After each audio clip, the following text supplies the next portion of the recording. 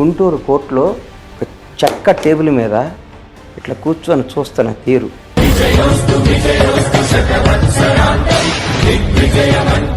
పవన్ కళ్యాణ్ గారి reaction sir. పడుకున్నారండి సాక్షాత్ నిజం చెప్పండి సార్, తెగించాడు కదా సార్.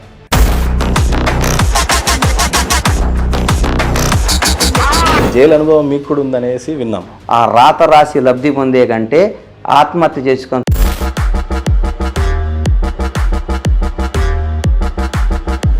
బండ్ల గణేష్ గారి వ్యక్తిగత సక్సెస్ని ఎంజాయ్ చేయకుండా ఎంతసేపు ఆ కుటుంబం ఈ కుటుంబం అని చెప్పి ఒక పక్క చంద్రబాబు నాయుడు అంటారు, చిరంజీవి అంటారు, లేకపోతే పవన్ కళ్యాణ్ అంటారు. ఎందుకు ఈ రకంగా? ఒక్కొక్క పనిలో కిక్ ఉంటుంది.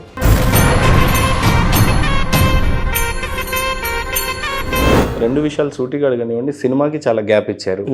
5 సంవత్సరాలు అవుతుందా? 9 ఏళ్ళు అయింది సినిమా తీసింది. ఎందుకు అంత గ్యాప్ అనేది ఒకటి. లాభం లేని పని ఏది చేస్తే అది నేరం సార్. అది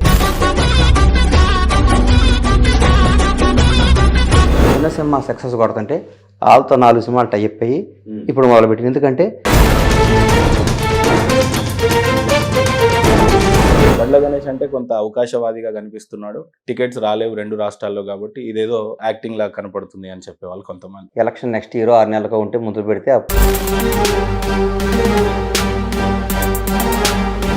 బాబు గారు రిలీజ్ అయ్యే టైంకే చేసి ఉండొచ్చు కదా, ఇప్పుడు చేశారేంటి అనేది ఒకటి వినిపిస్తున్న బలమైన వాదన ఒకటి. సార్ బెయిల్ మీద వచ్చారు, మొన్న కొట్టేశారు. అప్పుడు అది పరిపూర్ణమైనాక యాత్ర మొదలు పెట్టాలన్న సంకల్పంతో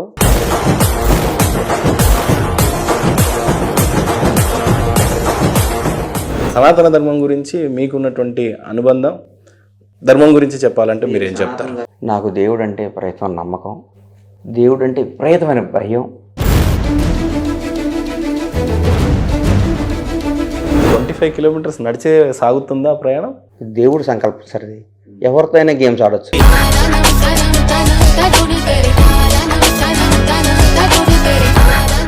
బండ్ల గణేష్ గారి భక్తి ప్రయాణం ఎలా ఉంటుంది? బేసిక్గా మేము శివభక్తులమి. శివుడిని మేము మా ఇంటి దేవుడిగా పూజిస్తాం.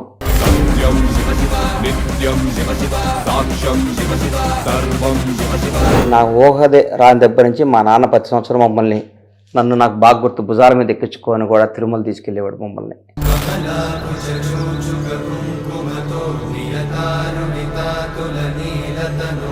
బాబు గారు అరెస్ట్ అని చెప్పి టీవీలో స్క్రోలింగ్ స్టార్ట్ అయినప్పుడు, బ్రేకింగ్ న్యూస్ నుంచి స్టార్ట్ అయినప్పుడు అరెస్ట్ యొక్క ప్రయాణం స్టార్ట్ అవుతుంది. మీరు వ్యక్తిగతంగా చిందించినటువంటి విషయం, ఆ ప్రయాణం గురించి ఒక్కసారి స్పష్టంగా చెప్పాలండి. నా ఫోన్లో చంద్రబాబు గారిని అరెస్ట్ చేస్తున్నారు, అరెస్ట్ చేశారని వచ్చింది. ఇమీడియట్గా టీవీ పెట్టాను. టీవీ పెడితే నంద్యాలలో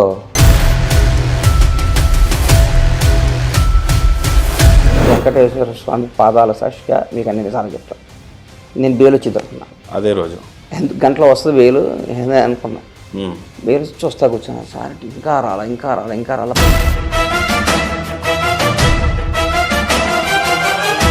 బాగా మీ గురించి అడిగారు కానీ బాబు గురించి అడుగుతారు. బాబు గారి గురించి నేను అడిగాను స్వామిని. స్వామి చేశాడు అది.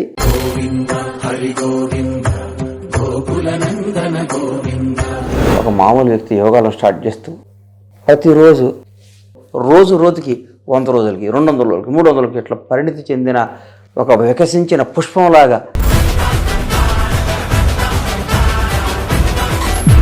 లోకేష్ బాబు ఇండియాలో one of the greatest politician అవుతున్నాడు. ఇండియాలో గ్రేటెస్ట్ పొలిటీషియన్ కాకపోతే నన్ను అడగండి.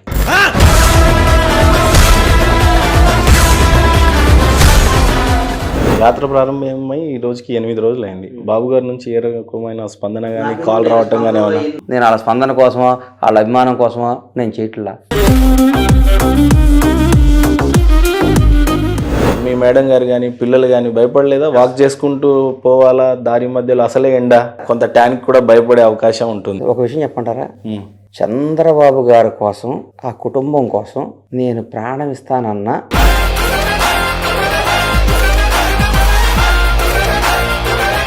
ఏడుకొండల వాడు సాక్షి చెప్తున్నా. ఒకరోజు ఒక ఆయన ఒక ఛానల్లో కూర్చొని ఫోన్ చేసి ఎక్కడ ఉన్నావు అని అడిగారు. షాద్నగర్ ఫామ్లో ఉన్నాను. ఎంతసేపట్లో వస్తా ఉన్నాడు. నేను షాద్నగర్ నుంచి గంటన్నరలో ఆఫీస్కి వెళ్ళాను. నీకు ఎమ్మెల్సీ ఇస్తామన్నారు. తీసుకుంటా అన్న. ఒక కండిషన్ పెట్టారు. ప్రతిరోజు ప్రెస్ మీట్ పెట్టి పవన్ కళ్యాణ్ తిట్టాలన్నారు. నా బాడీ బూడిదైనా కానీ ఆ బూడిద కూడా పవన్ కళ్యాణ్ తిట్టదు సార్.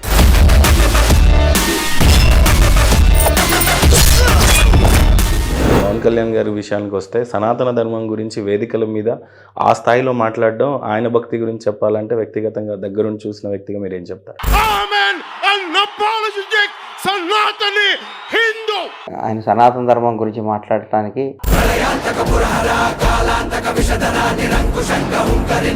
చిన్నవాడిని అయినా మీరు నమ్మిన ఏం చిన్న ఇద్దరం ఒకటే వయసులేండి. నమ్మిన నాకు సిద్ధాంతం. షేవింగ్ చేయలేదు కాబట్టి తెల్లబెట్టి చేసే నేను సింహం అంటున్నాబ్బా, అది గడ్డం గీసుకోలేదు, మేము గీసుకోగలం, అంతే తేడా. మేము మంత్రులమి, ఇది మేము శాస్త్రం, ఈరోజు ఈ స్టేటస్ మా శాస్త్రం అనుకుంటే తప్పు. మిమ్మల్ని బాధ పెట్టిన వాళ్ళకి డైరెక్ట్గా వార్నింగ్ ఇచ్చిన డైరెక్ట్గా వార్నింగ్ కదా సార్.